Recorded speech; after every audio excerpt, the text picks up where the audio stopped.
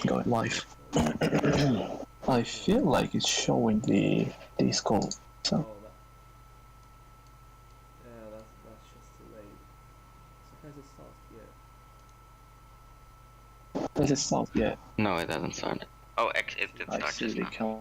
countdown. Hi everyone, I guess. Yes, hello everyone. Welcome. Confirm in chat that you see or you hear us talking. And apologies for the slow PC. I can't do any better at the moment. Okay. Yeah, let us know if you can hear us, guys. Yeah, we're live. All good. Okay. Yeah, Case, could you confirm? Some people are saying hello, but Yeah, I need the confirmation. We're online. yeah, guys, if you can hear us good right now, please let us know in the chat real quick.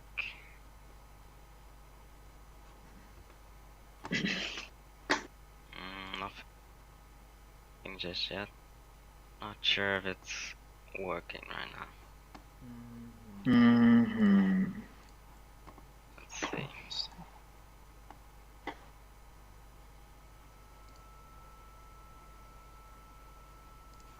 I do see some.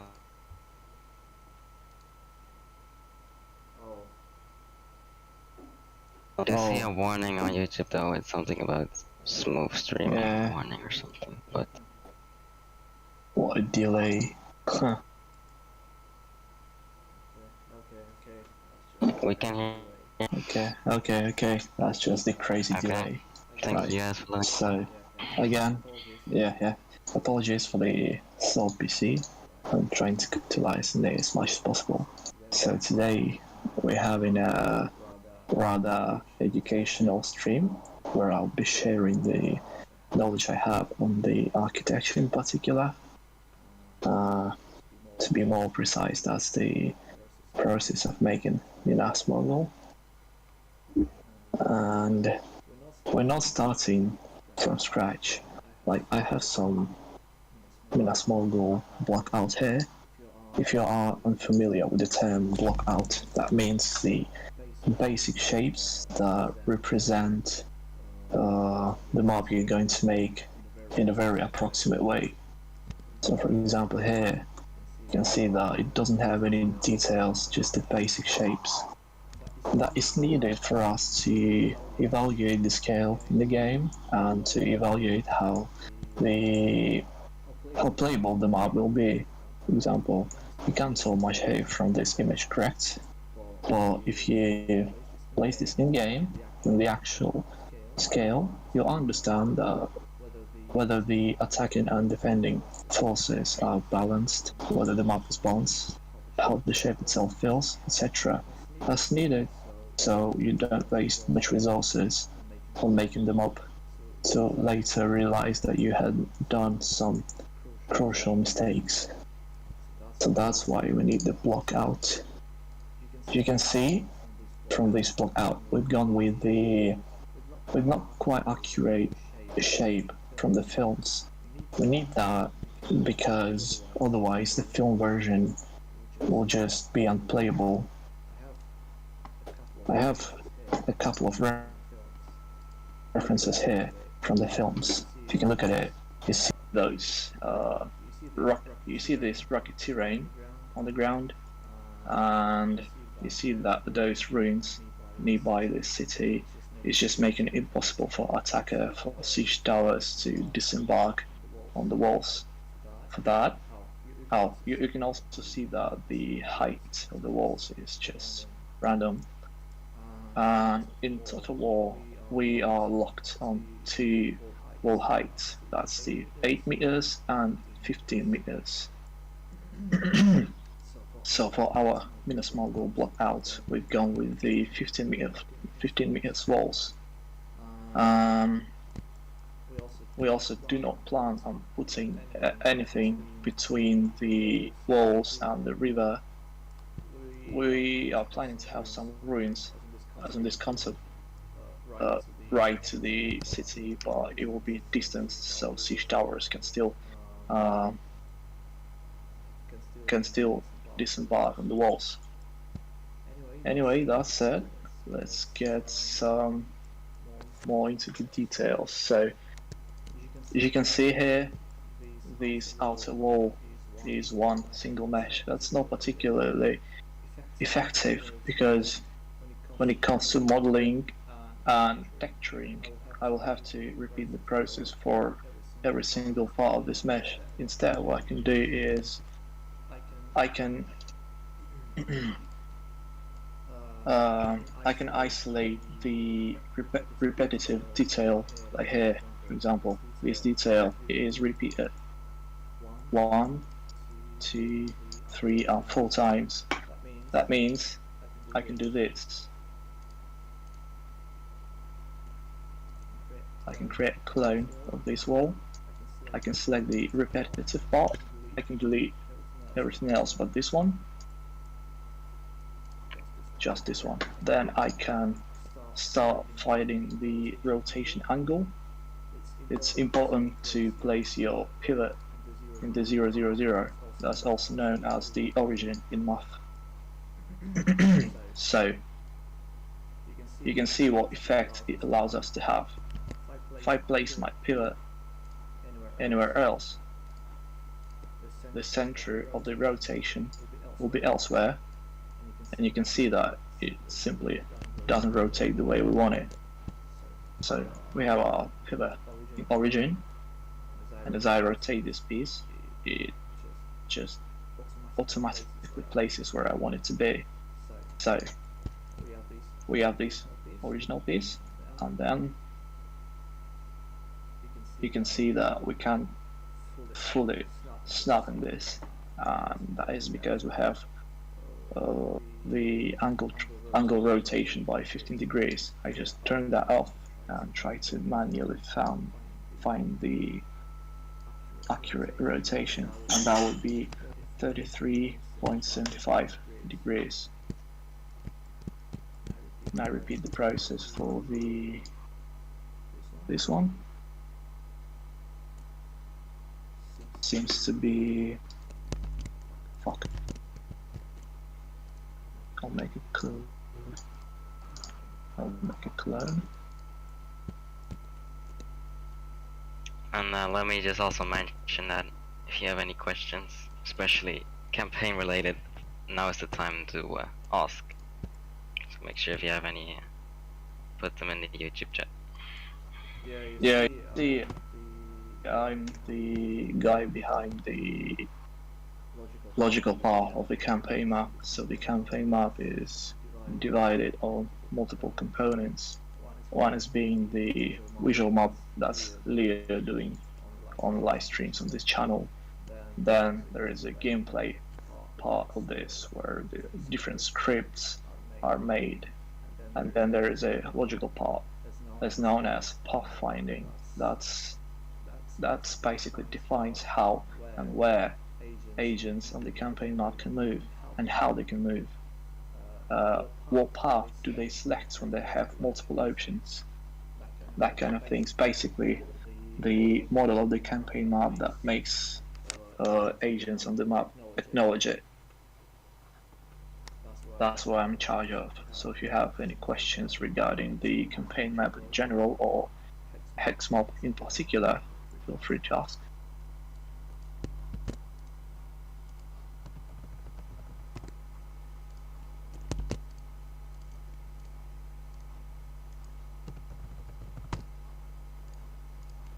Okay, so you can now see that if I hide this, we have separate pieces perfectly placed in their exact position where we would expect them to be. What this allows us is, if we go back to original version, we have this particular piece, and if I was to add the details, I would just add the details on this particular part and just duplicate it like this to make other parts of the outer wall reflect the details that I've just added. So that's just a bit of modularity. Let me focus on something a little bit not related to the modeling itself, but rather the process of getting the asset in game. So for example, we have this asset, let me save it as a new project. We've got someone asking, how is the progress going on the logical part of the campaign? Okay, let me provide you a detailed reply. So this is the source code of the tool itself. You can see there's a lot of stuff here. And oops, forgetting my own tool.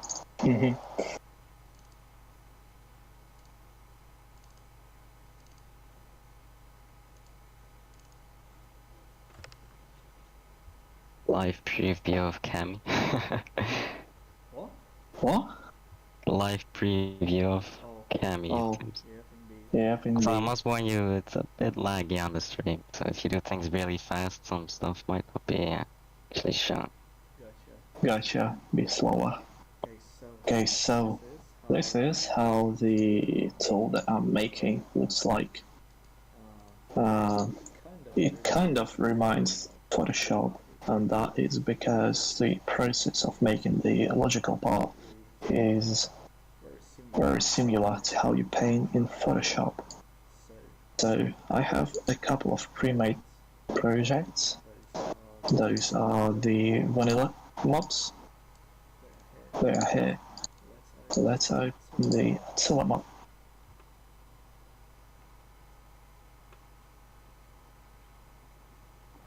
And you can see this pretty picture of Attila ground tights mob. So you can see Sorry to interrupt you here, but it's a little laggy right now. You can't really see the tool just yet, but it seems to be opening. Yeah, okay, it's visible now. Okay. Oh, interesting delay. Yeah, it was stuck on the File Explorer window. You had open for quite a bit. I see. Well, let me know when it.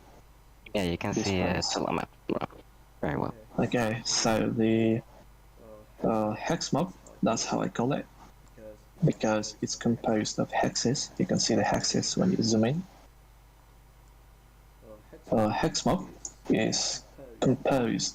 consists of multiple layers. These layers are not the full list of all the layers that hex mob includes. So it has the ground types, it defines the movement costs from one hex to the other. Different hex types have different movement costs. It has climates, if that gives you any understanding of it. This one is used strictly for UI, so when you hover over the part of the mob, you have a hint, you have a tooltip that says this particular region has this climate creations.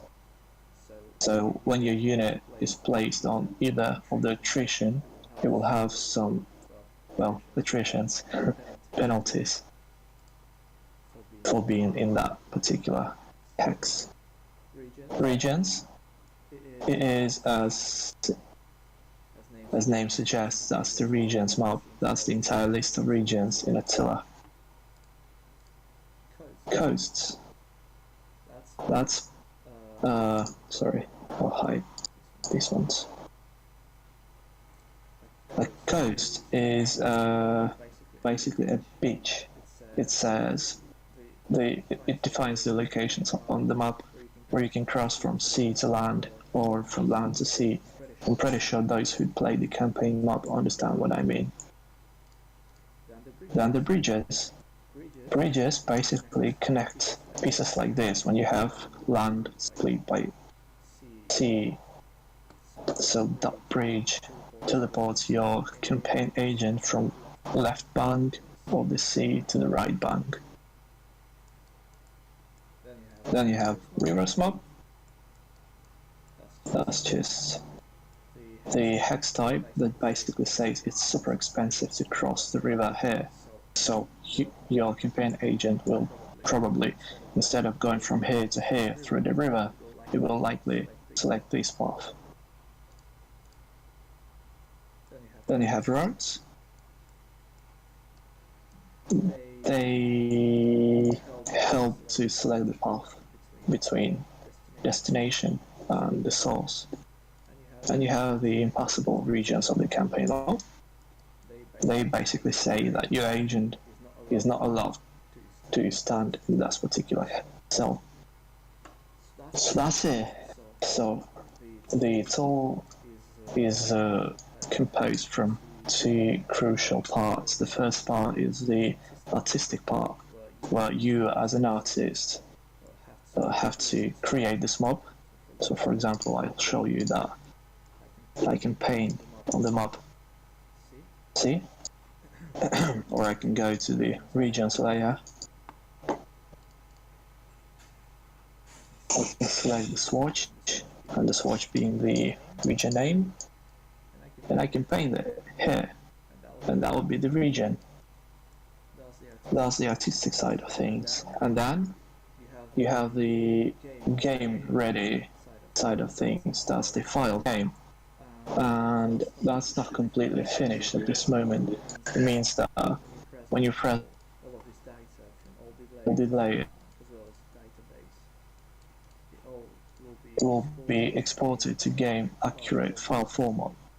And those files generated from export will immediately make your game be able to read the campaign log.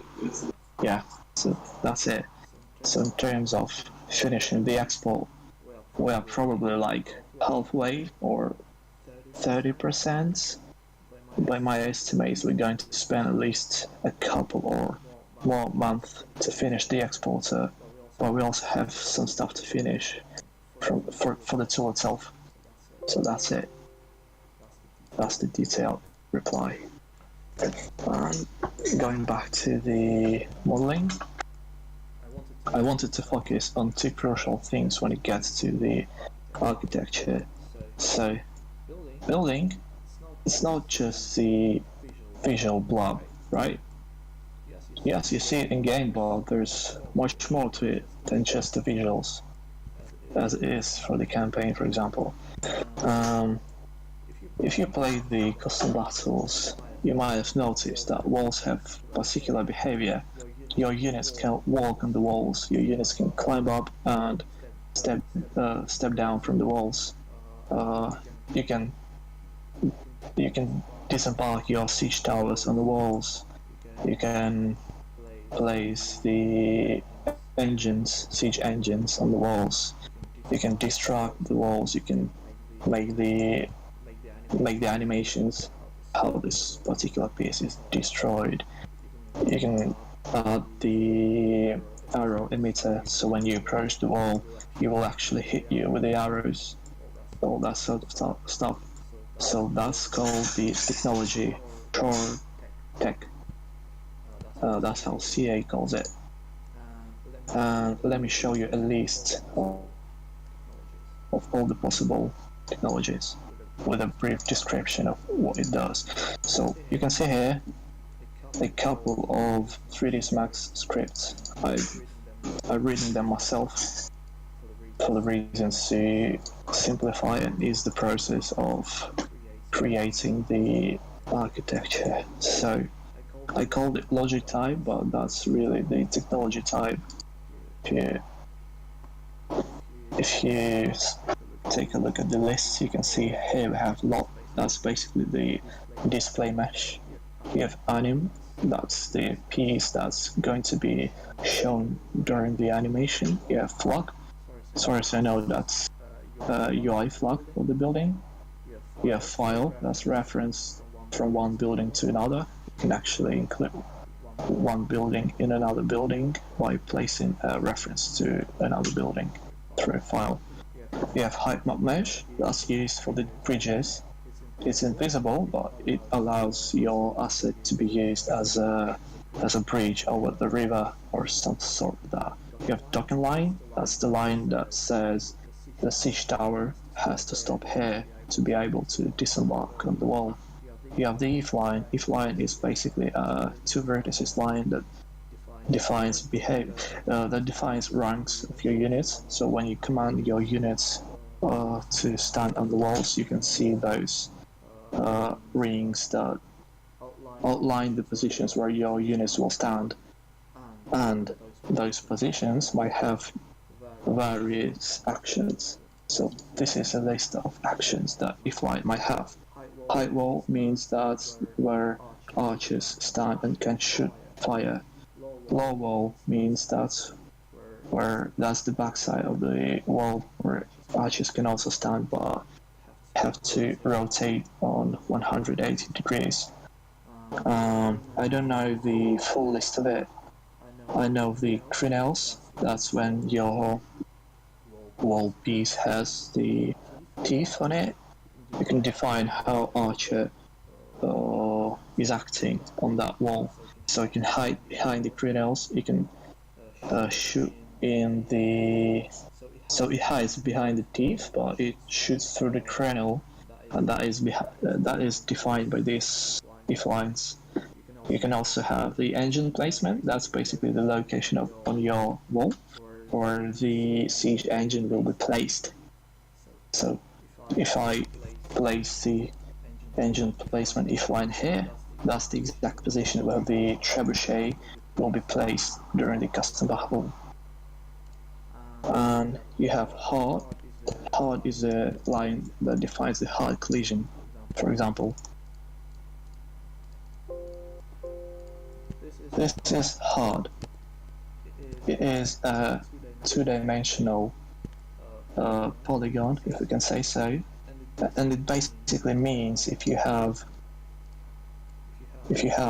this box and claim that this box is a unit, what happens is that when this unit reaches the heart, it cannot cross it. Instead, it will go like this. That's what heart is used for. It is used to block unit movement. Then you have outline. Outline is the same thing as a heart. However, heart has the limitation that it cannot have holes. So if you need to split your heart, for example, when you have gates, what you would do is you would create one outline, and then you would create another outline, and there will be two separate text files, but both are hearts.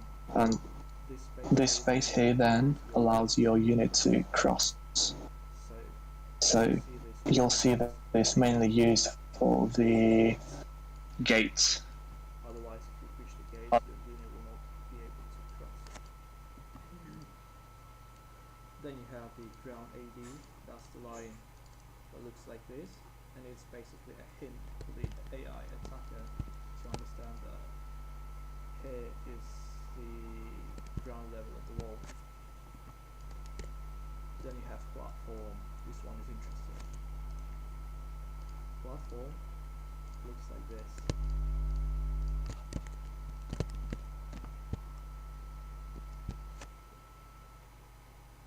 Well, let me finish the platform.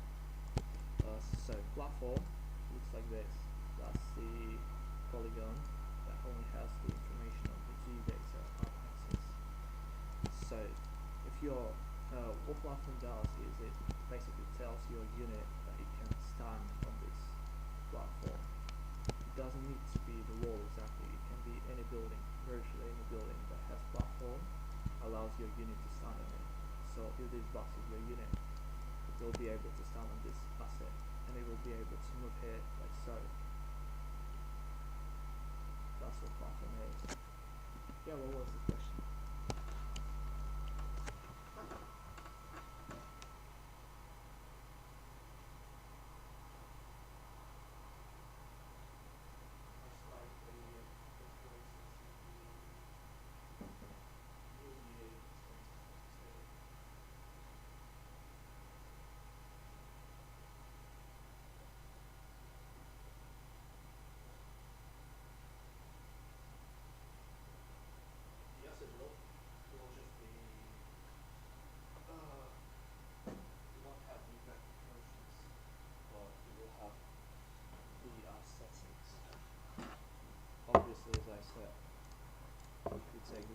here, that's the film after on.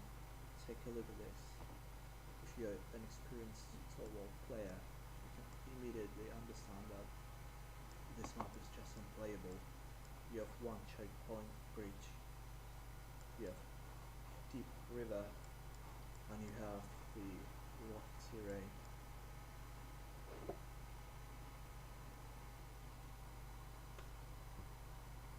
What's that? I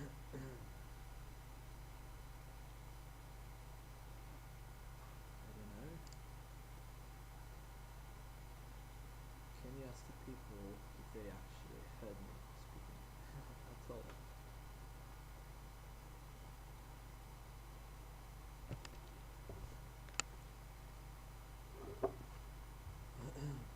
Okay.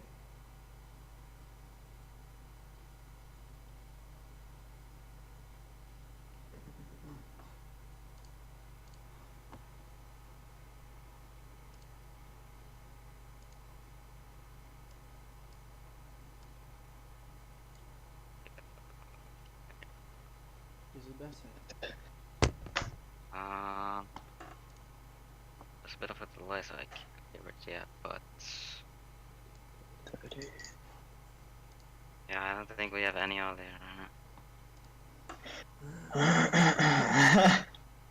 Motherfucker added me. Oh, I hear myself. You can hear yourself. Yeah, that's very quiet. Yes, okay, I can hear myself again. Okay, hopefully that means your mic is also working. Yes, Oh. okay, we're back.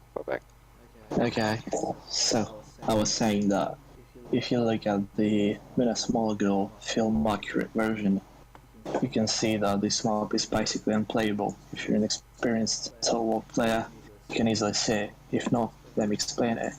You have a deep river here. That basically means the only point on the map where your siege towers can cross is this bridge. And even if you're able to let your siege towers cross here, you basically run into the rocky terrain. That means you'll be not able to move your siege towers. Then, if you look here, on this side, you will see that the height of the walls is just different. So, for example, it's 15 meters here, or it's like 10 meters here, and that's just wouldn't work in Attila. Then, if you look here, you have the ruins, and they will block your siege tower to traverse here. If you look at this city layout, you'll see that there is no space for units to fight. There's no even space for units to traverse the city. And for that reason, we've gone with a bit of modification of the map, where we increase the distance between the inner wall and outer wall, where we make walls on the same height level, where we get rid of this rocky terrain here, where we add the distance between the river and the settlement, where we make the bridge wider, possibly making the river not that wide but narrower, and a couple of more tweaks. But yeah, we have to do that in order to make the map enjoyable. Otherwise, what's the point in making it if you can't even enjoy it? Okay, I think that answers that question sufficiently, and that's it as well. Okay, so let's get back to the technology types that we have in Attila. We stopped at platform. The next one is platform ground. So let's say you have terrain like so. That's flat terrain. And let's say you have a building that you want the units to be able to cross like so, like an arch. So what you would do is you would create the platform ground asset. and you'll define the Just wait shape. a second, because Max is still loading in on the stream real quick. Okay. Yeah, okay, it's visible now. So the last couple of things you said, you might wanna redo that. Okay. So take a look at this thing. Imagine that's the terrain, flat terrain, but imagine you have a custom asset that you need units to be able to traverse, not like flat terrain, but like it has some volume to it. For example, a land bridge that doesn't have any river under it, but you want units to traverse it like this, not like it's flat, but like this, if you get the idea. And for that you'll create the platform ground that's located on the ground level, like so. And with the 3D information, you basically define how unit will be able to traverse it. So for example, that's your unit. If it didn't have the platform ground, that's how it would move.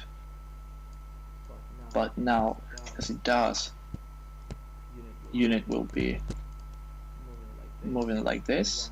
Once it hits the platform, it will follow the geometry and then it will cross it like so. That's the idea behind the platform ground. Then you have emitter. Emitter is basically a location in your building that says you have this here, and this here will shoot the arrows in this direction. That's only used in towers, but I don't think it's limited to it.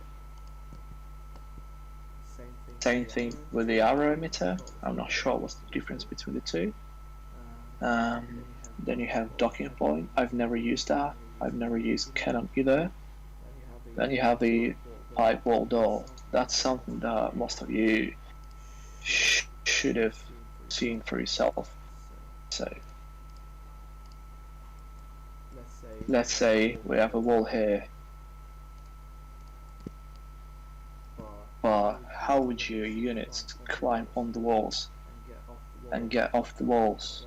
Well, in vanilla, usually that happens as unit is located on the wall and then it teleports on the ground, and vice versa. Unit is on the ground but then it teleports on the wall, and that's exactly what pipe wall door does. You create a line, and this line is basically a path that describes how your unit is going to be, it defines the path by which your unit will be teleported on the wall.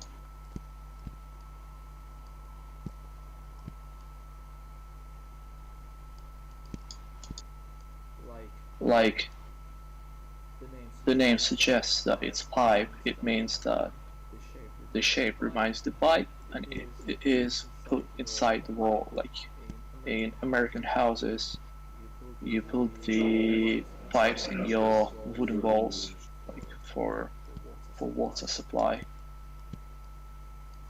So this is roughly how it will look. As soon as your unit approaches this point here, it will become invisible. As some time passes, your unit will teleport and become visible again in this location.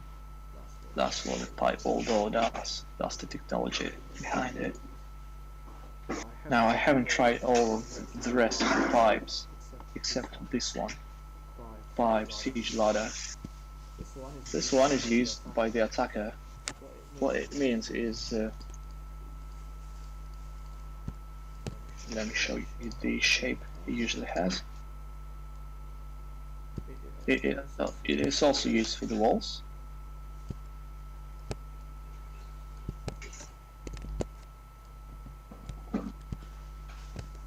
So that's the basic way how it looks. An immediate reference for what it is, for better understanding. Let's take a look at it.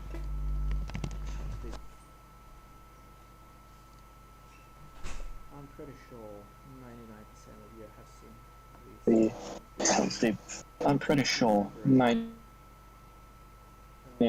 of you have seen.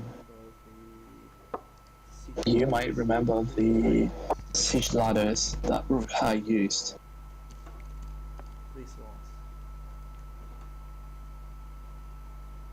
So basically, what this pipe siege ladder does is it creates the shape, Pipe siege at which the siege ladder will be placed exactly where. So now take the you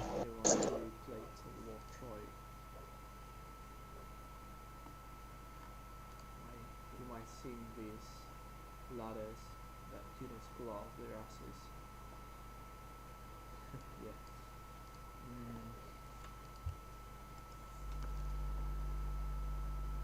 Yeah. Also, on a note of Helm's Deep, somebody's asking if you think we will see them or see Helm's Deep That's in the next possible. update. Depends on people who's making it. Whoa, what the fuck, I opened the image and it got into the epic store. Interesting.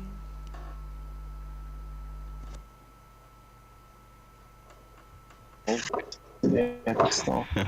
Minas Morgul Interesting. will get its own section. Sorry, Yeah, if you're a fan of Minas Morgul, I but agree. But that answers your question. That's definitely a possibility for the sub-mod. that's definitely a possibility for. Now we'll just let me leave this page. Now just let me leave this page.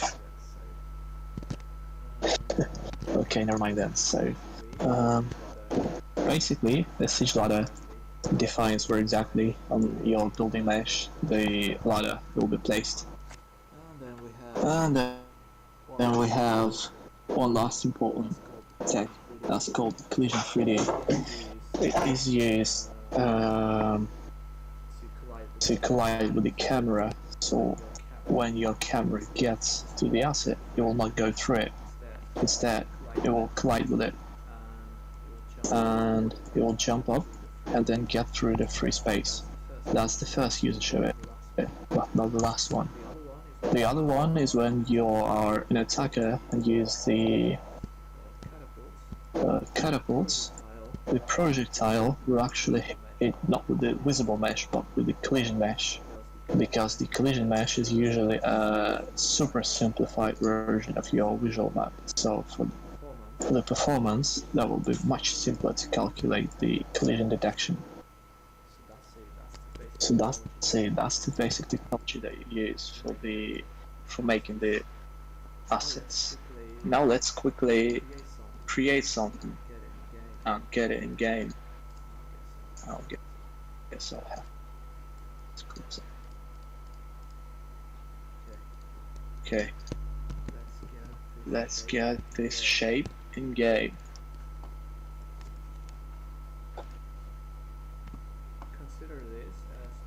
Consider this as just the visual mesh. The minimal requirement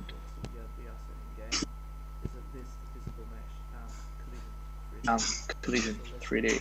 So let's duplicate it. Oh, sorry.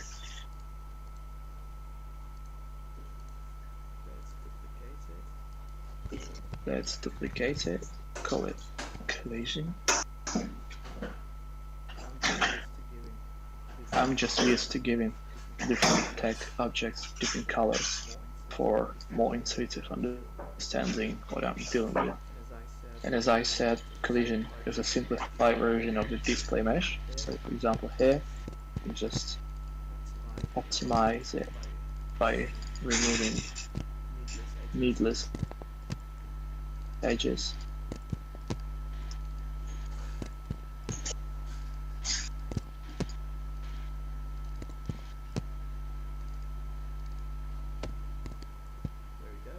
There we go. That's the collision.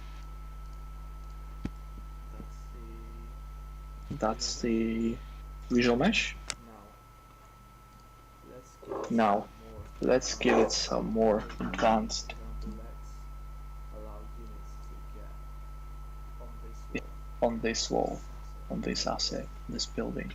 For that, we'll have to create a platform. For that, we'll have to create a platform. That is super easy.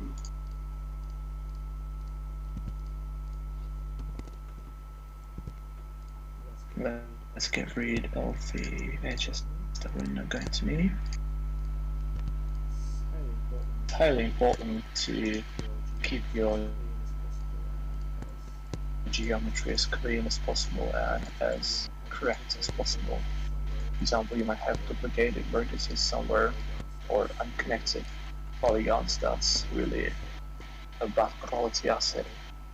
Okay, let's give it another color that I use for platforms, and it's ready.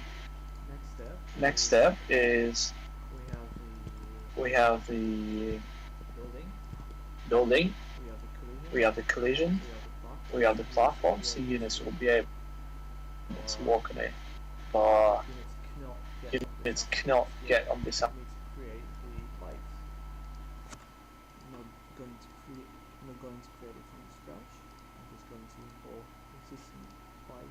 Asking for existing plates.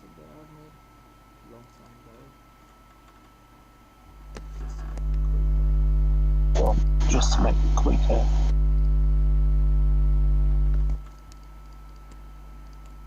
This is it. This is our loops. Now let's place it somewhere here.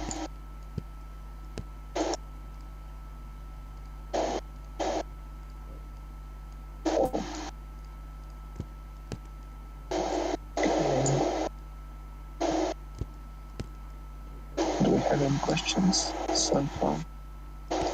Not just yet. Okay. Often a comma about that.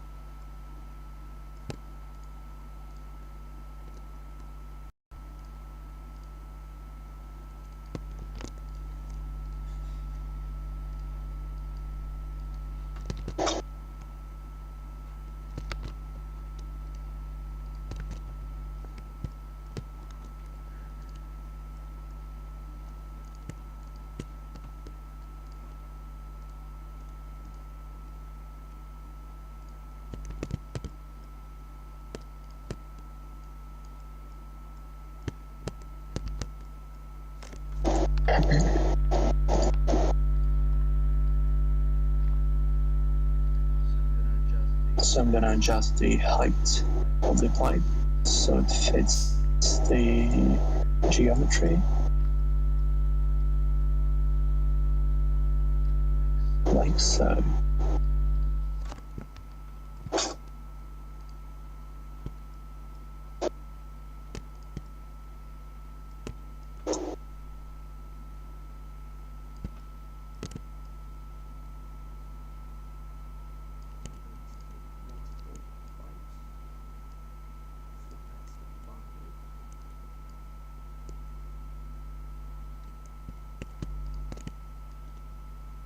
Width.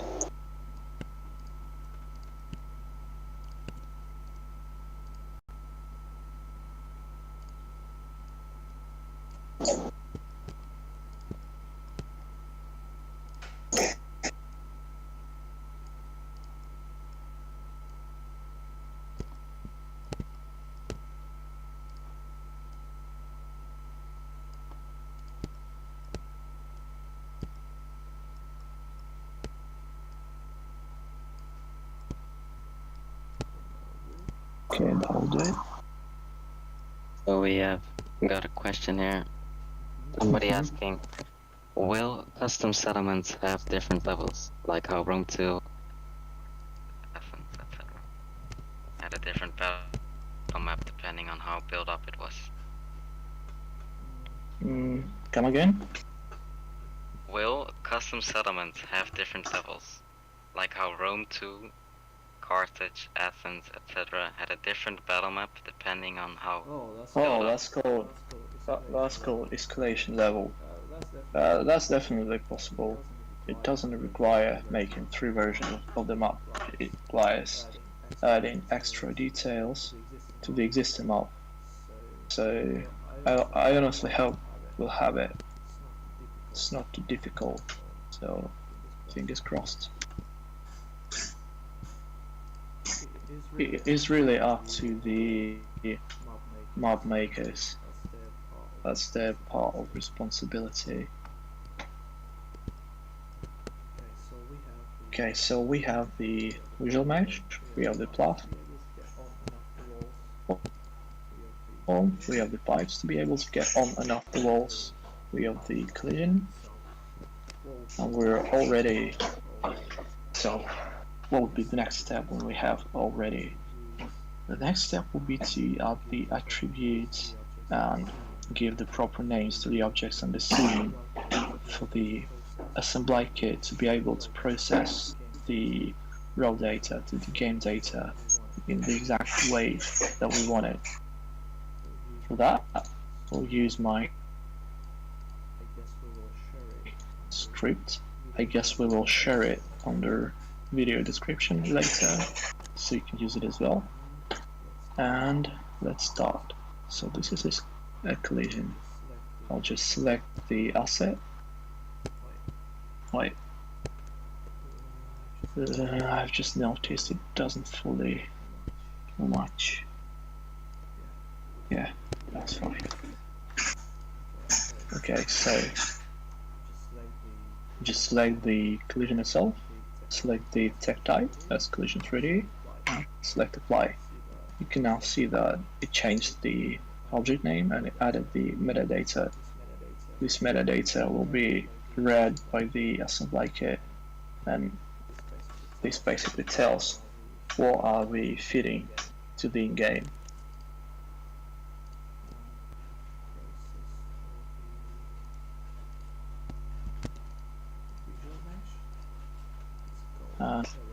Visual mesh for the platform, and repeat for the wall pipes. And there we have it already. Now let's just export it. We also have somebody asking if work on Helm's Deep and Minas Tirith already. Helm's Deep, yes. Minas Tirith, no. I can show you briefly how Helm's Deep looks like. It is split on multiple.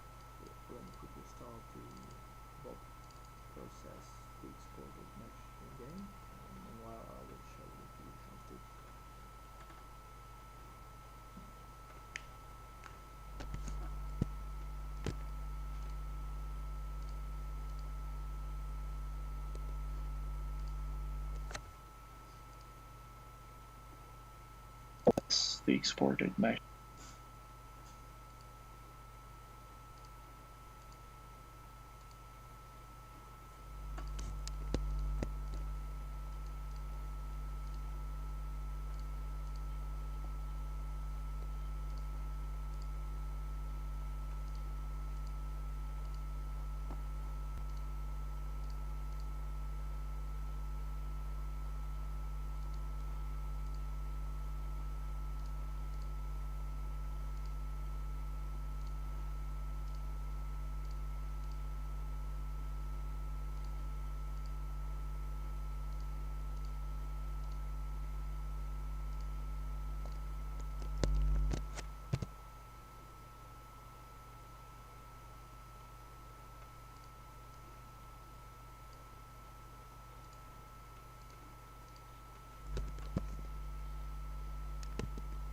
Are you saying No. anything right now? We had an issue again. Okay, so obviously the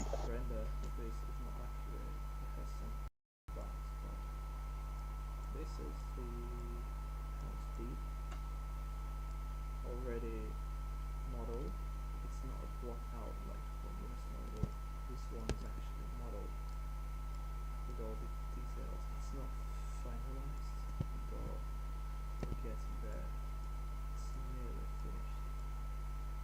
is lacking portrays for now, but we'll get them added soon.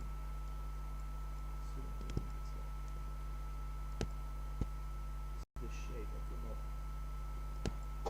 Render of this is not accurate. It has some for Minas Morgul. This one is actually modeled with all the details. It's not finalized. It is lacking sooner than later. This is the shape of the mob.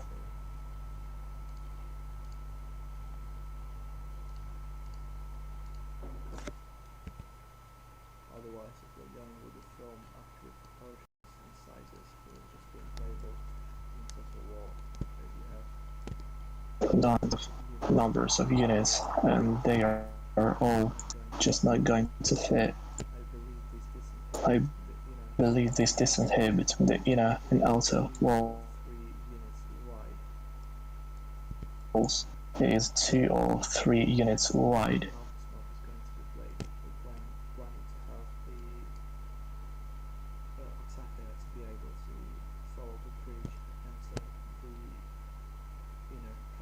So the inner castle fortress, yeah. From here,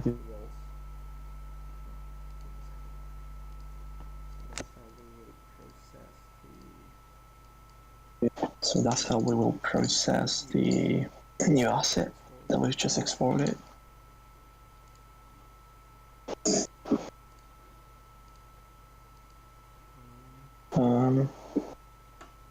Okay, I forgot to add the material. We'll get back to it soon. Let me finish the house. So, when you cross the gates, you have 2 options: either follow this direction or to get on the walls and use the bridge. The bridge will lead you to this location where you'll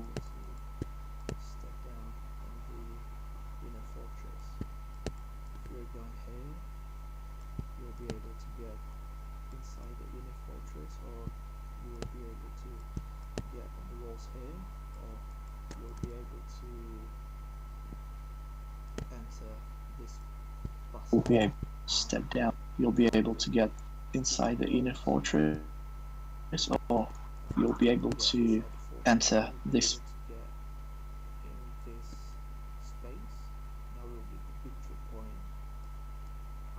Also, you can get on these walls, fortress, go this way, and end up here. Passing.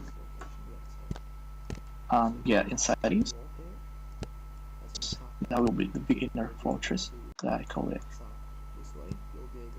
Go this way and end up here. Then you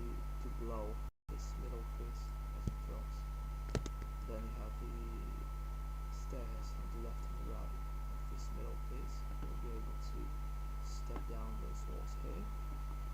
We'll get back to this location later.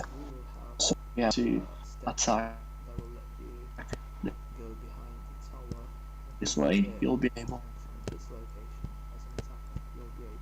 to place as in films. Then you have the stair left and the right walls here. A lot of points of contact you'll be able to have. It's not just choke points. Let's get back to the material problem.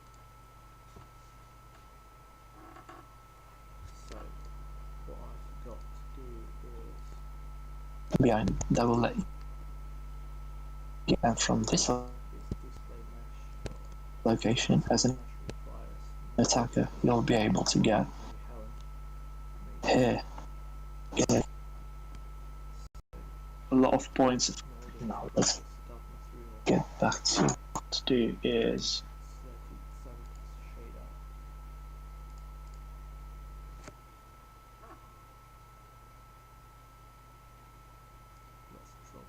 we have a select the Xeratex shader.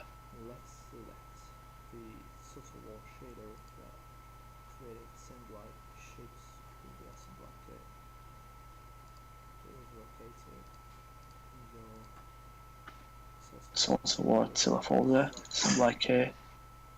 max exporter, max shader, this one.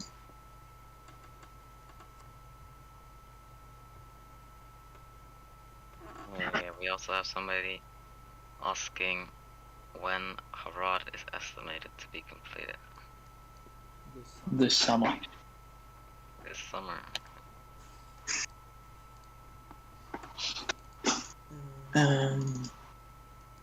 So we don't have the actual textures or anything like that for the Minas Morgul yet, although we're planning to use the Gondorian textures, but instead we're going to use the temporarily textures that already exist in Attila.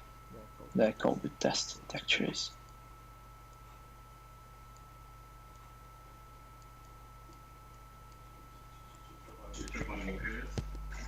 And you might consider this as done, but not yet.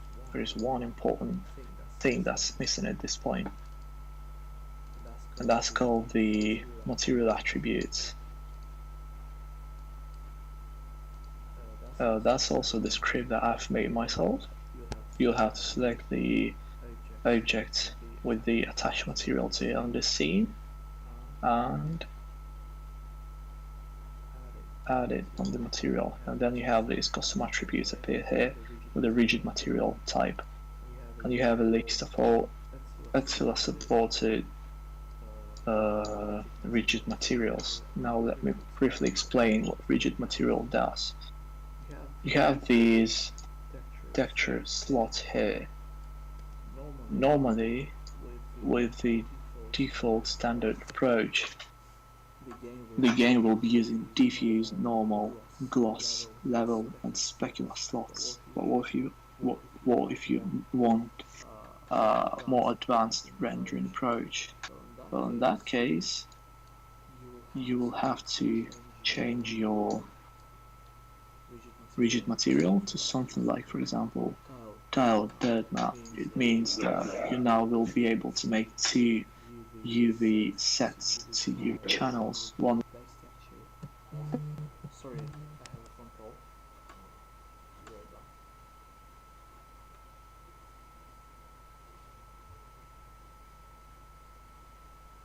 Be right back. Yeah, sorry. Had a call from random bank. Okay. We also have somebody asking if we will make the Osgiliath map, and if so, when will you start with it? I think it's quite obvious that we'll make it eventually. It's not top priority, but it's not that we have that many priorities. Really, we have team members that join us for an architecture, and those team members are given freedom of choice. So if they want to make the Osgiliath, they will be allowed to do it. If they want to do the Lake Town, they'll do it. And the point of this video and entire live stream is that you guys can be shown that the process of making the architecture is really simple. Like, look at this mesh. Apparently it's not finished in detail, but it's quite simple. You can see it doesn't require any hard shapes. In fact, it requires what is known as hard surface modeling. This one is probably one of the simplest parts of the modeling. Easy to pick up. Like, if you invest 2 weeks on tutorials and practice, you'll be able to achieve decent results to produce high quality architecture, at least in terms of modeling. So I hope at least somebody of you will pick it up. Let's get back to the rigid materials. So as I said, this one tells to the game that, hey, I want this particular effect to be achieved on my object. I want it to be rendered in this certain way. This, on the game side of things, from the code, will read that this building requires this rigid material. We have the shader that renders this rigid material. Shader basically shades your 3D model with the textures and parameters that you passed it, and all those textures and parameters are defined here.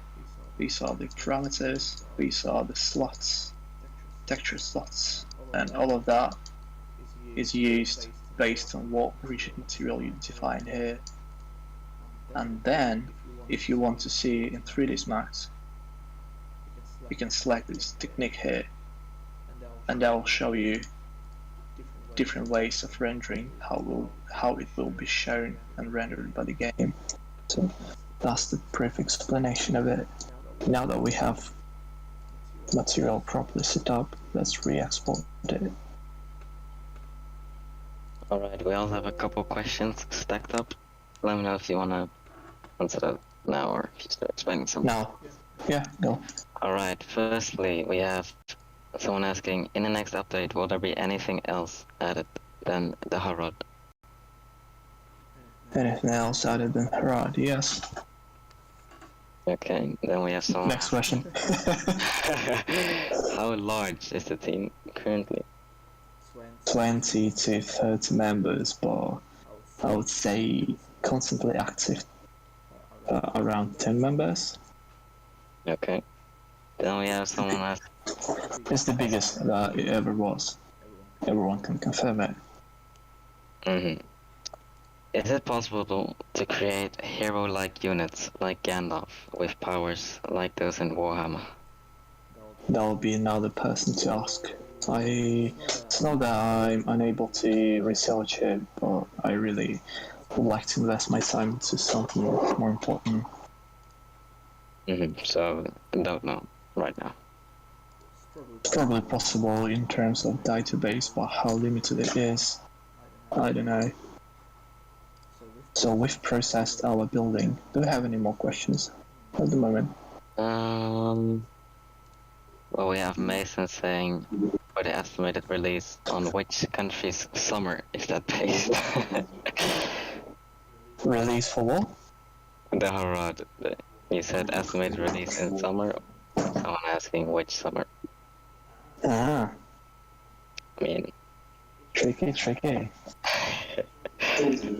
This summer. But for which country or which time zone? That's what he's wanting it. About to say it, it's buffering. Is that okay? Yeah, we seem to be back up. Okay, so I've just successfully processed the asset that I've made in 3ds Max. Let's see how it looks in terms of game-ready data. I've called it Morgul tests, and these are the files. So we have AGF, model statistics, and other IGF files. Those are just the informative files. They are not read by the game. You can get rid of them.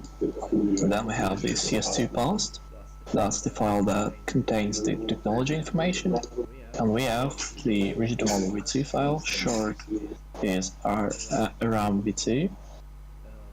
This file contains the visual mesh data and material information.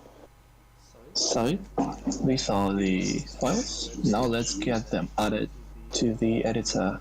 And now comes the tricky part. If you just start your TED, the buildings will not appear, and that is related to bug in the editor itself or even the game. They do not load the bug files with mod type, and they don't automatically load whatever is inside your working data. So if you want your custom asset to be loaded with a TED, you'll have to make a custom type bug. For example, we have this developer buildings bug for our internal team usage with all of the buildings included. So I open this, and what's important is that the bug type is release. The editor itself can load the TED can load two types of bugs, that's movie and release. Why we've gone with the release type is because editor will not be able to load the bridges. That's related to how bridges are implemented in Total War games. So movie type will not be able to make your bridges work. And for that, we come with the release type. And what's important for your building to appear in TED? That's just the database, not models, but database. And for database, there are two tables that define your building. It's the battlefield buildings and it's the models buildings. Models buildings cannot be opened by the LPFM, so I'll just add it and will not bother with it because it's already correct. It is located in working data DB models. When you process your building, it appears here. So we have marble test. That's the one I've added. Let's see, added here. I go a bit more slowly on the stream. Okay, sorry. And let's now add the battlefield buildings tables.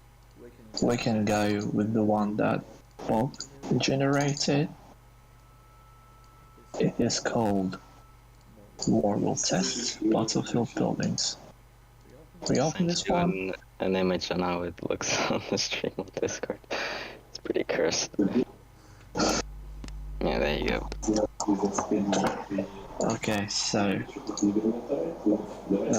the bot generated this new entry in the database, but this entry is inaccurate because it contains some balancing information, some order information, and a building type information. So we're going to scrap it, and we're going to add it as a new entry in our existing table. You can see we already have 65 custom buildings in Rise of Mordor. That's not really much, but we'll have more.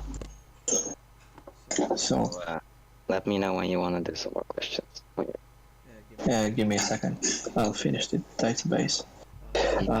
So we have a key. That's the database name of your buildings. That's the name of building that will appear in TED. You have the category, since we're going with the generic building type and not wall or tower or gate, it will remain generic. And then we have the model name. It refers to this name here, model tests, database entry. We have audio material, we have hit points, basically how many hit points the building has. Then on-screen name, we'll go with something generic like building. You have some other stats. One important here is visible in public tab. That will make your asset appear in tab. You check the collision 3D, letting it know that your asset has the collision 3D. That's actually obligatory. And you have more options that I'm not really going to investigate here. Now we have the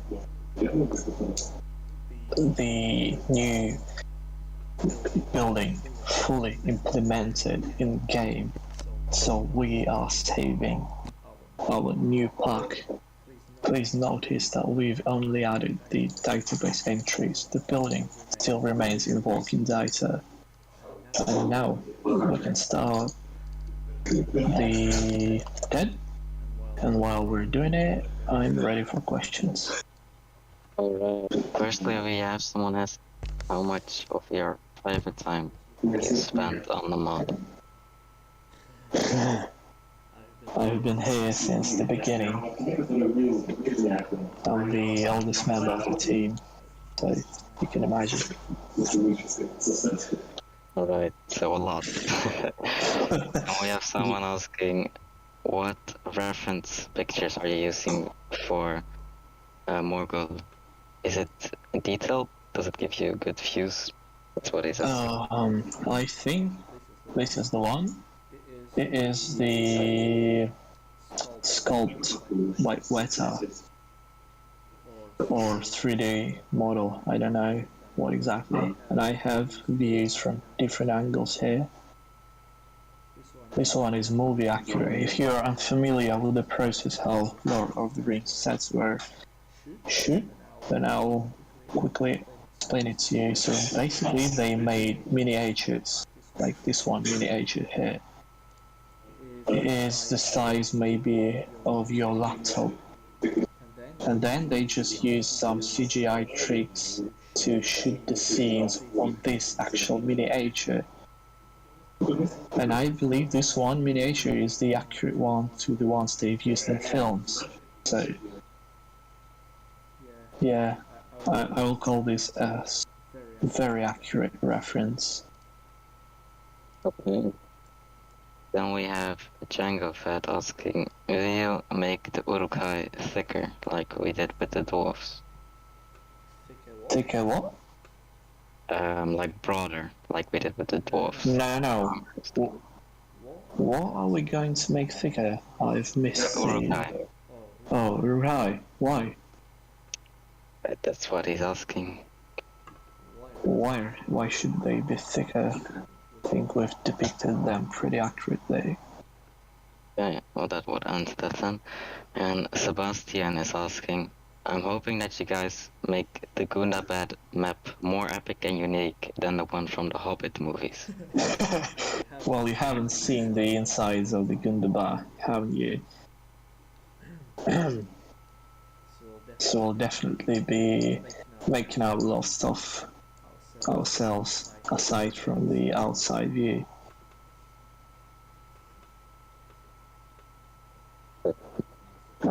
And very conveniently, the TED has already launched. So as I've said, we've made a new asset called Morgul test. So let's now add it on the map, and that will be here. It's located on the Gondorian Minas Morgul test. I zoom out, and you can see that's the one that we've made in 3ds Max. You can see it feels really different from what we had in 3ds Max, and that is because of the scale. Like from this, you can say that it's really a miniature. Might wanna give it a second to load in. Still What? on that. You might wanna give the stream a second to load. You Okay. can't see the model just yet. Alright, now it's on the building selector screen still. Oh, what a delay.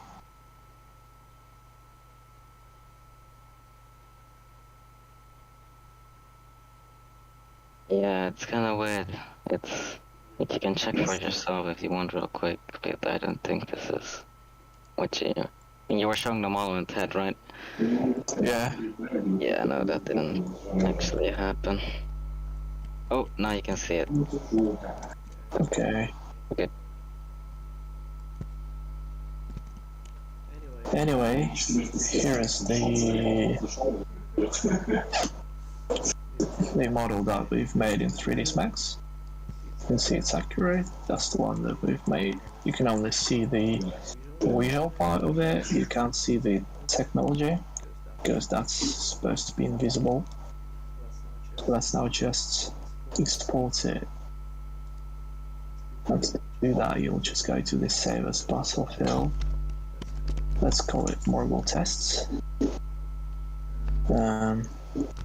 Live stream description, author, and make it 4v4 compatible. Morgul test. Let's have the Atlantic Mountains around it. And okay, this process will take us about 10 minutes to process. So Down. I'm ready for anything you guys can have to ask. Guys, if you have any demanding questions, now is the perfect time. Like anything, not just campaign. Meanwhile, I'll go back to the actual, not the test, but the actual Minas Morgul model. So I split the Minas Morgul on two parts for now. There will there will be more in the future, but currently is 2 parts. So you can see that it already has a lot of technology here, far more than in the tutorial. And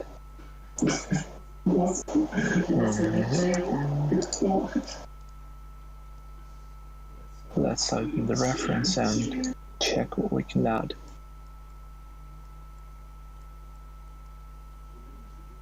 So I can see the building has the teeth.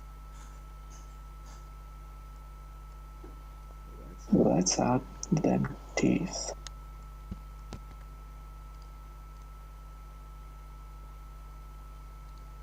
We can go with a faster approach, and that would be to import the teeth from the Gondorian buildings. Yeah, we have a question here. Able to answer it right now? Yeah? So I'm not sure what this means, but I'll read it out for you anyway. Will you guys be making the faces behind the eye slits of the helmet, for example of the Uruk-hai black, to mimic a shadow? Are we going to make the shadows projected on the heads? I think that's what they mean, yes. That's really not the domain of creation, the assets. That's rather a domain of rendering engine. So in Three Kingdoms, for example, CA added the baked per unit ambit occlusion map. That map is basically statically baked shadows per your unit, and then rendering engine just loads in and displays the badass shadows. In Attila, this thing simply doesn't exist, so baking the shadows per asset is limiting us in terms that if you change the helmet, shadows will be inaccurate. So asset will stop being reusable. So no, we're not going to do that.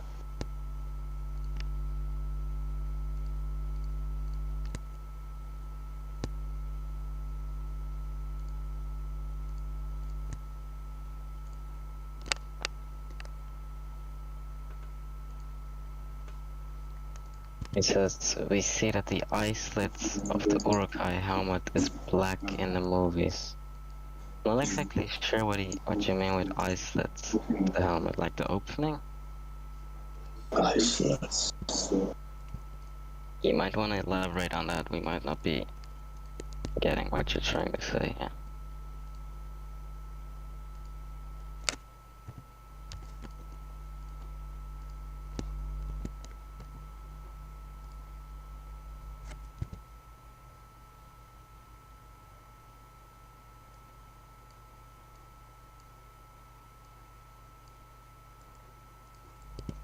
We've also got someone asking, is the movie depiction of Minas Morgul accurate to the book version?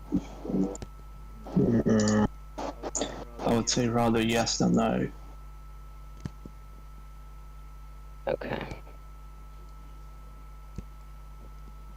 Me and Maestro have researched how the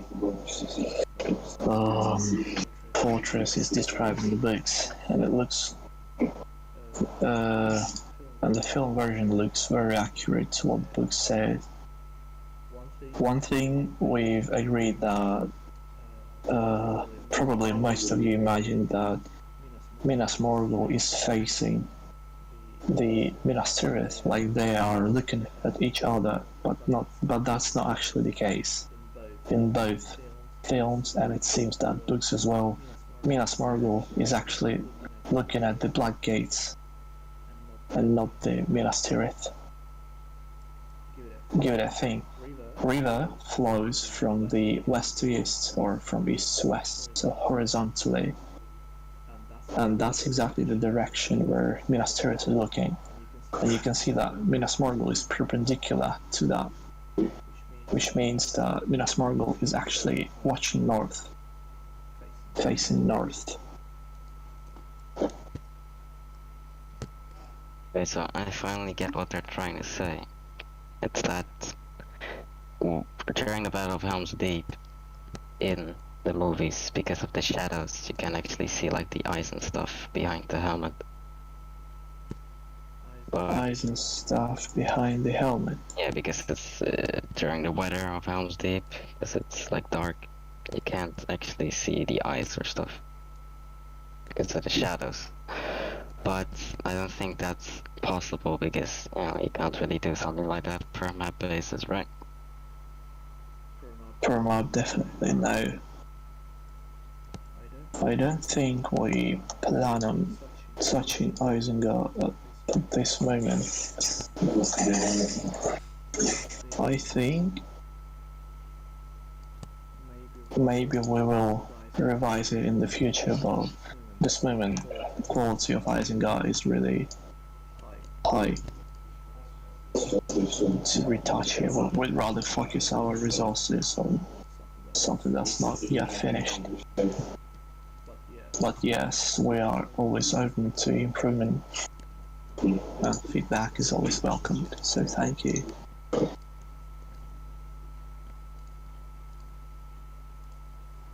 can see how long it's processing. That's probably the slowest part.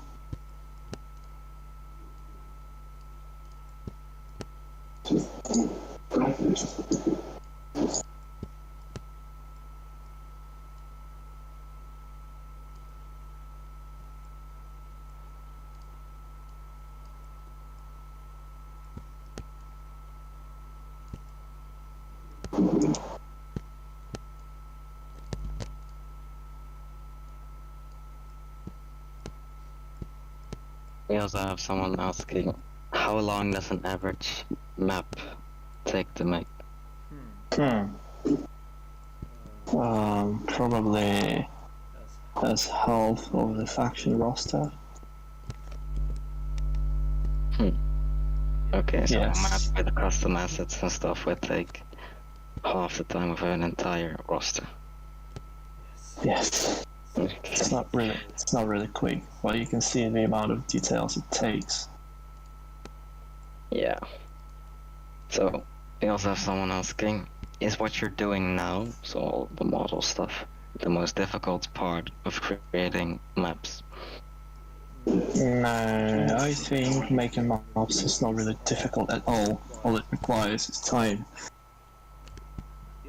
Yes, the modeling part is time consuming, especially if you're making the film accurate one, but it's not difficult by all means. Any professional 3D modeler will say you that hard surface modeling is really simple. Slow effort, especially with the Attila approach, where you create a texture atlas with the most common textures, and then you'll just unwrap your building to existing textures. You will not create the high poly version of each single building you make. It simplifies and speeds up the process.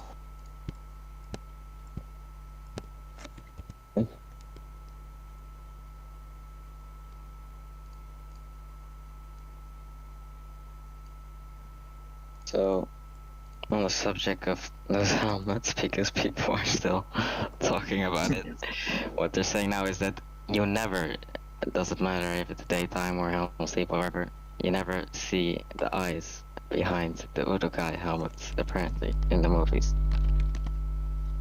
So they're wondering if that's something we will ever touch up on. Like so. Are you showing something right now? Oh yeah, okay. Yes. It'll take probably a little bit to show up. Yes, what you're showing now, I think That's what they mean. So the helmet itself like casts a shadow, which makes it so you can't really see inside. That's what they're trying to say. So that's textures. Oh, sorry, that's not. Or menacing. That's not textures, but that's the rendering technique that game engine should support. We can of course mimic this with the textures. That's not quite the right approach to do it. Yes, we can, but should we?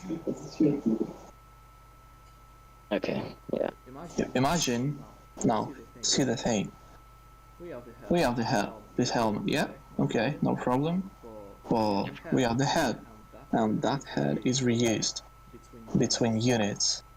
It isn't used for particular this overhaul, it is also used for the scouts that have no helmet on it. And if we go with the textures approach, we'll have to hide the eyes with the black brush. Yes, it will appear black on the helmeted version, but it will look weird with the version without the helmet.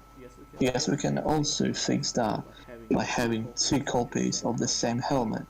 But is it worth it? I doubt it. But yeah, I think that finally puts that to rest then. Yeah, so mob goal process, and when you process your mob, it is saved under retail with the name of the mob you get it. I gave it the name Morgul test. Now I'm placing it in my data folder, and important thing you should keep in mind is that the block only has the mob itself. It doesn't have the building. It doesn't have the rigged model. So let's add them. We've created the database in our developer pack. It is here and it is here. Let's remove the irrelevant stuff. And let's add the visual mesh. That is rigged models.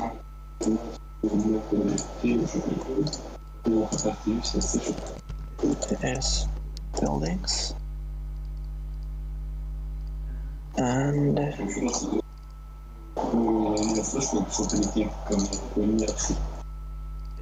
is Morgul test. Here we have it. Now we have everything we need to be able to successfully launch the mapping game.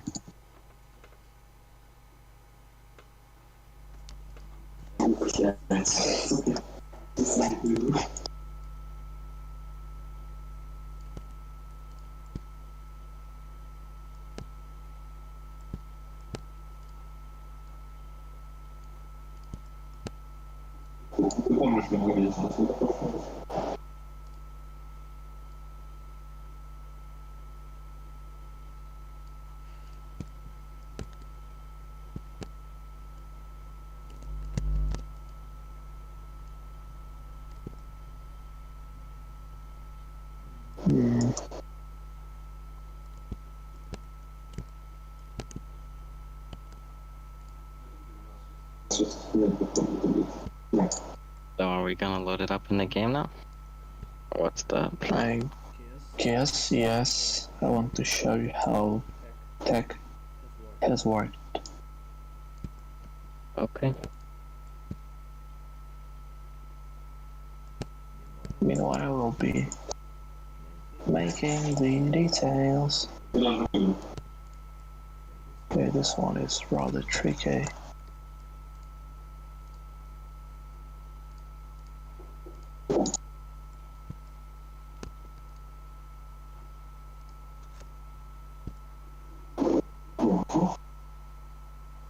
Oh, that would be hard to rotate.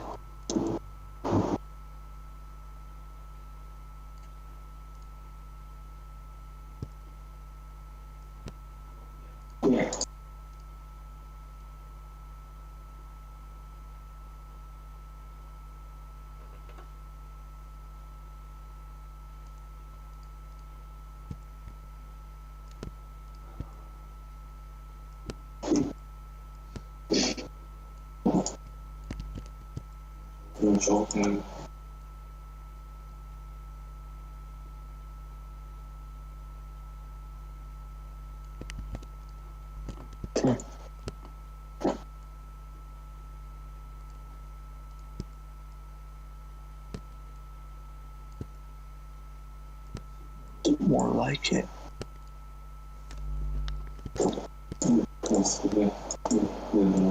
So we're going to leave these gaps in geometry.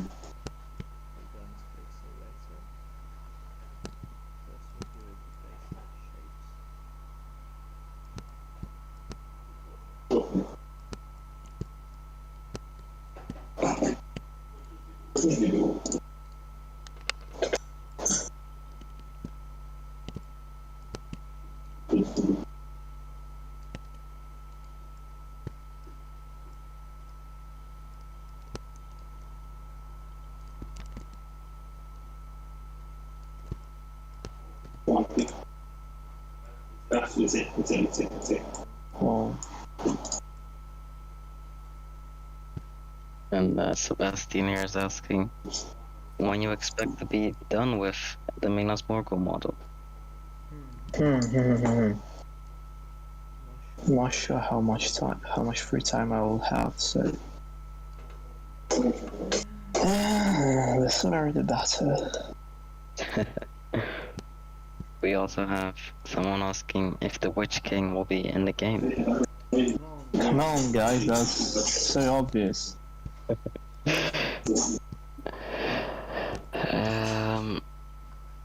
Okay. Someone says, will archers be able to go on the triangular tower of the walls, or will this be reserved for artillery? We have. Let me show you real quick. Also, the quality on the stream is pretty low right now. Not sure I can do anything with it. Yeah, probably not. So you can see that we have two types of the triangles here. A smaller triangle and a higher triangle, a bigger triangle. So the small triangle, oh,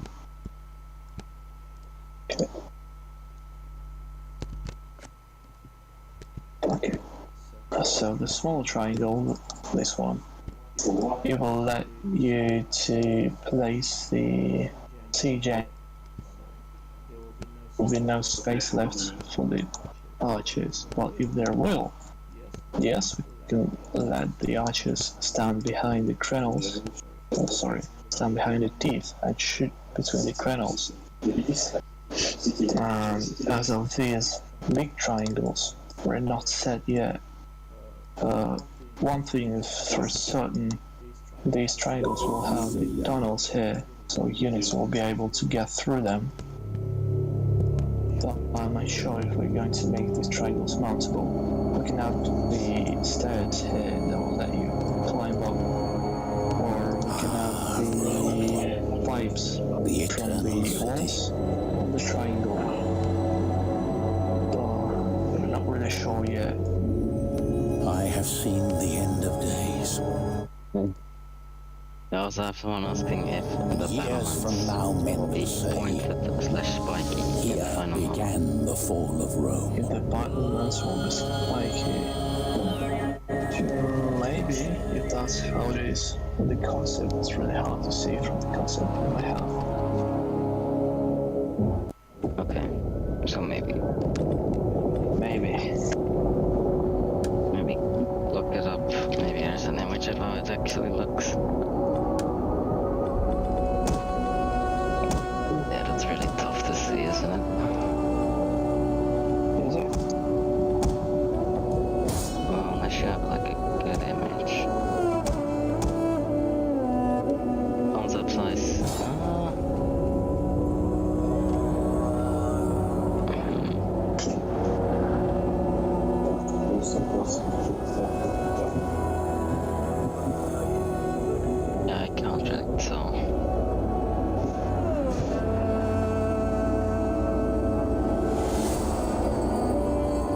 looking at that manager you had earlier, but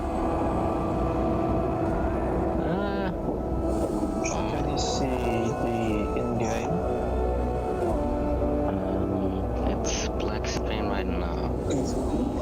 No. I have a feeling. I have a feeling. Please. Possibly delay. Yeah, it's a little right now.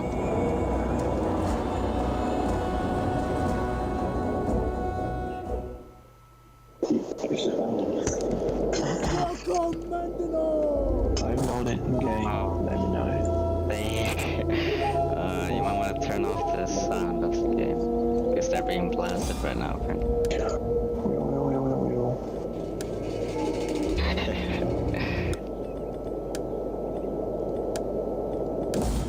Done. No, that's not wrong to music, guys. That's clearly Attila. Yeah. Because I've started just the vanilla with the custom map. Don't forget that your units have a range of abilities that can be Yeah, used that's to improve. interesting. So I cannot get on the walls. Apparently, I missed something. This is sad. But at least you can see that we've got the modeling game. You can now get the feeling of the scale. Yeah, huge. We will crush the enemy with our So greater these are numbers. only the outer walls we're seeing here, right? Yeah, these are the inner walls, not the outer walls. Outer walls will be even bigger. You can see how much space it takes already.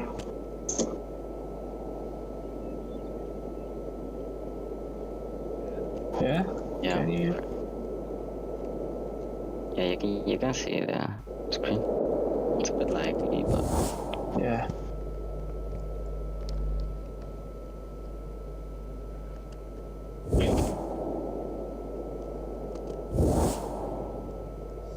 So you can see that the inner wall is located in the center of the map. We can move it here, the edge, and then we can add the outer wall. That will probably take like 60% of the map or something. And then we will add the 3D cliffs. And we will add the river, bridge, and we probably will not have any space for mountains on the other end. Some of those will probably be added as the adjacent tile. That's the plan. So I'm looking to finish the stream. If you guys have questions regarding the Morgul, or regarding the modeling, or regarding the campaign map, ask now, or I'll just end it. let's go, guys. Let's go. Just a bit of Attila, so keep that in mind.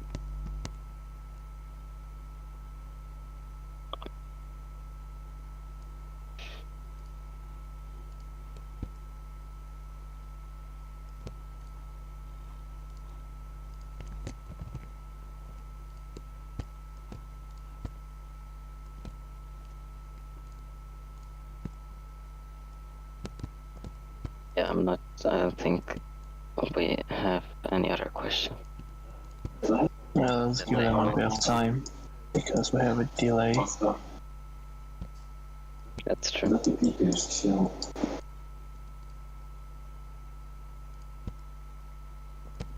Let's see, you went on for quite a while. 100 minutes. Exactly, apparently.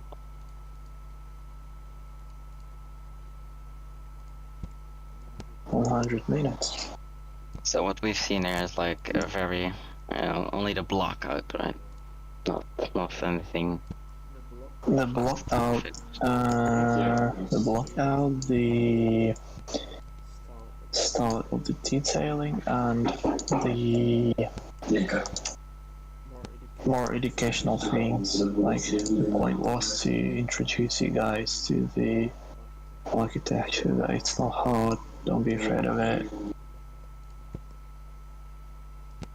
Okay. You can see how I can easily add the details and it looks immediately better without taking too much effort. So we have someone asking, how many years will it take for the entire thing to be ready? Like campaign map and everything. Define ready. Like all factions in, campaign in, etc. I think that's what they mean. I don't get one thing, guys. Why are you so fixed on the dates? Like seriously. Yeah, that's a good question. What that information is going to give you? We also have someone ask, when will you be working on Barad-dûr? What a dude. Have you seen that tower? Did you see the amount of details required there? I'm sure everyone is scared of it. Even the professionals. Probably true.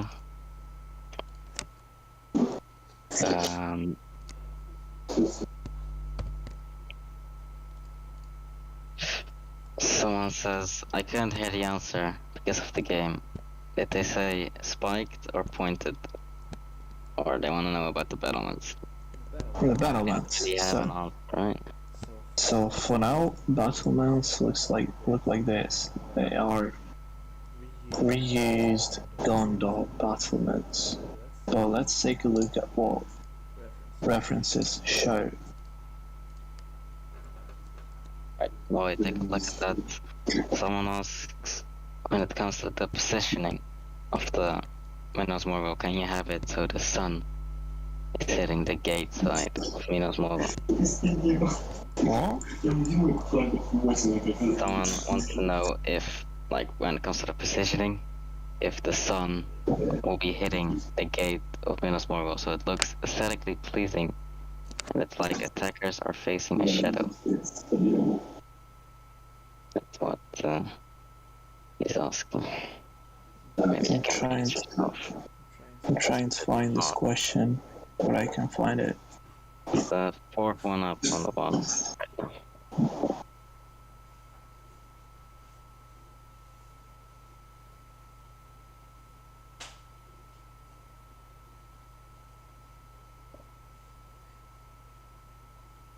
I can send you it on Discord as well if you want. Can you have the sun hitting the gate of Minas Morgul so it looks aesthetically pleasing?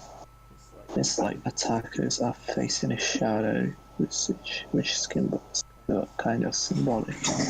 Yes, that's configurable through the lighting files, but in Attila you can't attach pretty fine lighting to a map unless it's a historical battle type. So yes, we can, but it will take you thoughts to load the correct lighting. So it's kind of just random. So yeah, I had a look at the battlements. As far as I can see from this zoomed out version, I'll try to replicate this mesh that I'm seeing. Hopefully it will be accurate. No.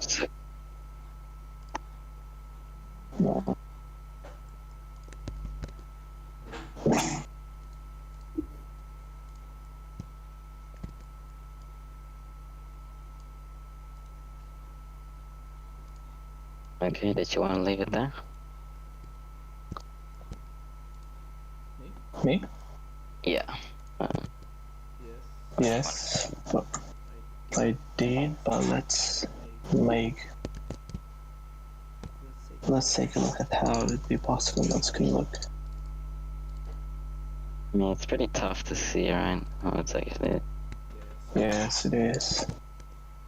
I think it is safe to say it's probably more spiky than rounded, but I can see this additional layer with the additional wall layer over the base, and then I see those shapes.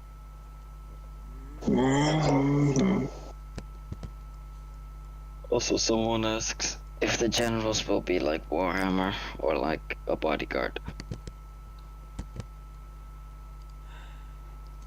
I think we can answer pretty easily, and that's that the generals will be in a bodyguard, right? Let's be clear here. If you want generals like in Warhammer, go and play Warhammer. The thing with the Warhammer generals is that that's not really how it should work in grounded story that the Lord of the Rings is. Lord of the Rings is not about fantasy, awesome magical effects, all that kind of shit. It's really grounded. If we're going to make the characters like in Warhammer, it's not going to be Lord of the Rings then. Why should we make another Warhammer? It's really bothering me to see people so much trying to influence Lord of the Rings with Warhammer, while it's vice versa. Warhammer was influenced by Lord of the Rings. In fact, Warhammer is just a mishmash of everything you can think of. It's just... Now, sorry, I'm not really a fan of Warhammer, so it triggers me to see questions about Warhammer influencing Lord of the Rings. It's just a cheaper version of Lord of the Rings. Yeah, we also have someone asking, will you guys make Osgiliath bigger than in the movies, since I think the movie version is too small to be the old capital of Gondor?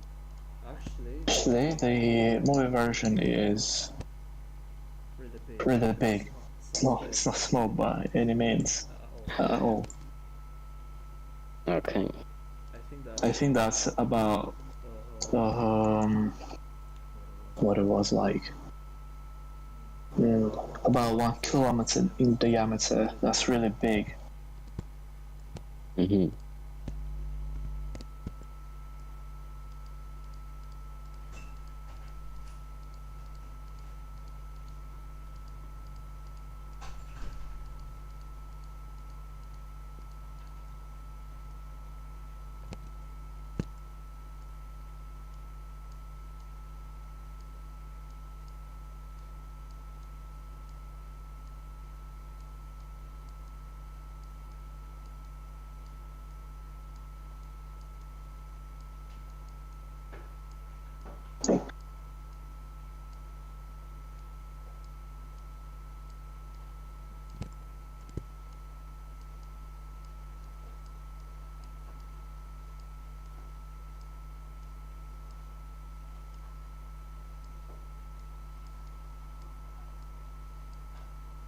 Sin is saying, if you compare it to a medieval capital city, then it is pretty small. Minas Morgul. No, Osgiliath. Like what you just said.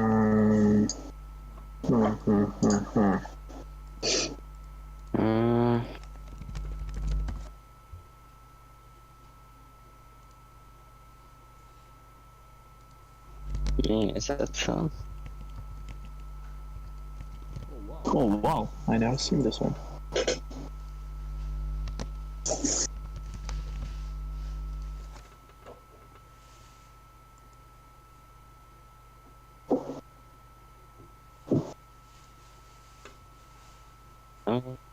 I guess it could be true.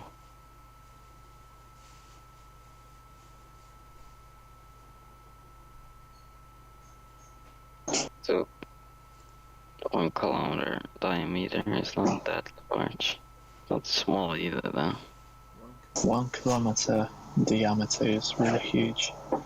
The scale default landmark in Warhammer Attila round 2 is 2 kilometers on 2 kilometers. So 1 kilometer is taking 25% space of entire map.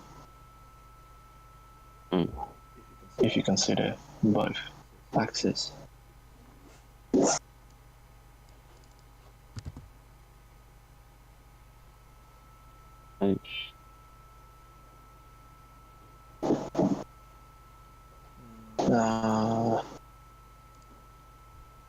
Well, okay.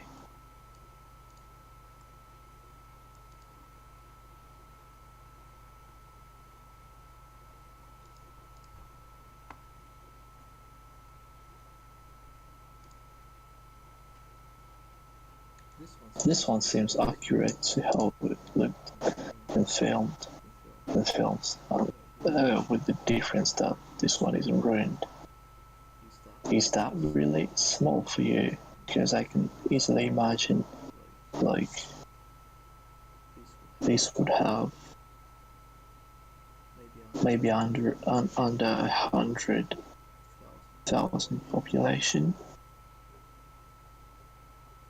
Right, you gotta keep in mind, like, Middle-earth is pretty sparsely populated as well, right? It's not like modern day where you have mega cities. Yeah, like 10k Isengard army is really something unheard of. At least for Rohan. And that's much smaller than Middle army would feel. And don't forget that Middle-earth, in terms of advances, is more like ancient history than medieval history. I can recall something like Rome had in its best times about 1 million population, but I'm not sure that's applicable to Gondor. I guess it makes the point. I guess it does prove the point. Yeah.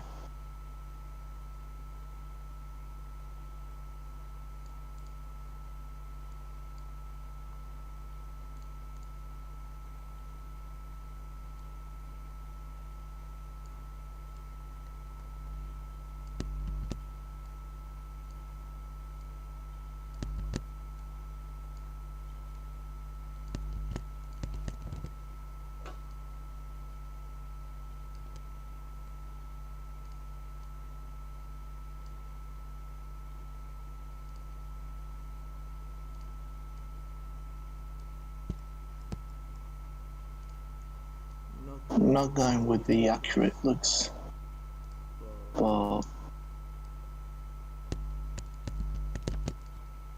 I think this is how battlements look on the Minas Morgul.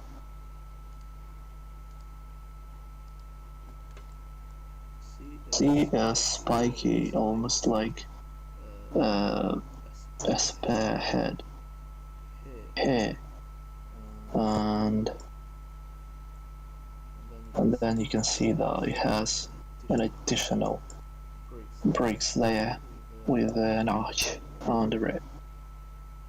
Basically, like Gondor or Minas Tirith has this layer with bricks with an arch. I think Minas Morgul has it as well, but Minas Tirith has it on the back side of the wall, while Minas Morgul has it on the front side.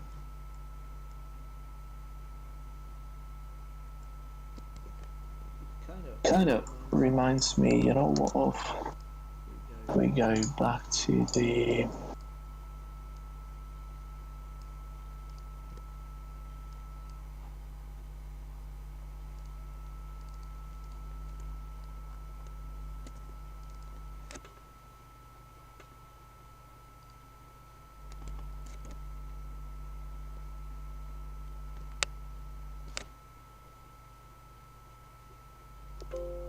By the way, that's how the fully finished wall piece looks like. Have a look at how many files there are. That's all the technology stuff. LODs like optimizations, animations. I can even play the animation here.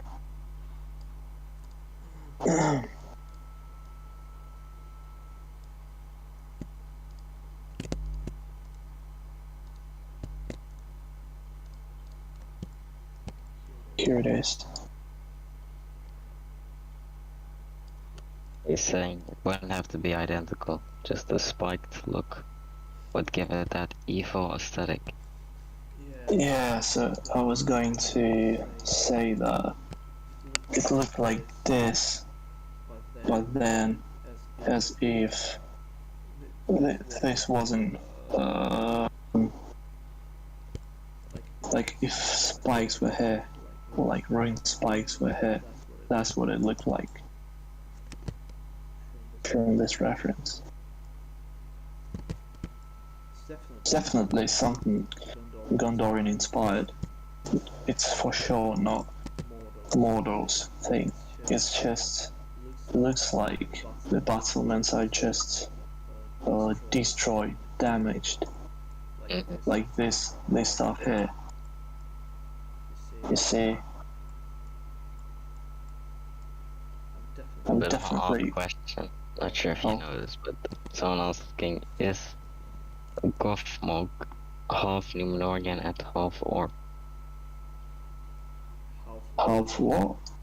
Half Numenorian. In our mod, Gothmog will be Black Numenorian, fully Black Numenorian. All officers for Mordor will be Black Numenorians, with the exception of a couple of orcs. That will be the lowest possible officers. Governments will be Black Numenorians.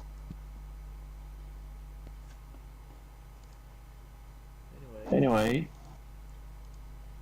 I'm definitely going to research the battlements, and I'm definitely interested in making it accurate to the reference. So far it looks like those are indeed spiky, but at the same time it looks like they are damaged. Now, I'm not interested in making the damaged look of the buildings for one simple reason, it's because that's unreusable. If we are ever going to make the Minas Ithil version of this, you can see that every building here has an extra construction over the base Gondorian building. Like you see this black construction here on the wall, black construction here. It seems like it was added under Mordor influence. It has the black color, so I'm sure that was inspired by the Mordor reign over over Minas Morgul. And those battlements, they also look black, so I guess they were placed there during the Mordor period of mob. That's why they look black, and that's why they look different from Minas Tirith battlements. That makes sense.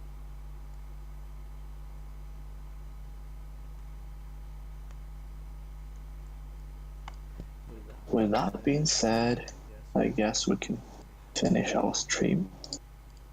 Thanks everyone for coming. Oh, yeah. Someone was asking if Gothmog will be added as a general.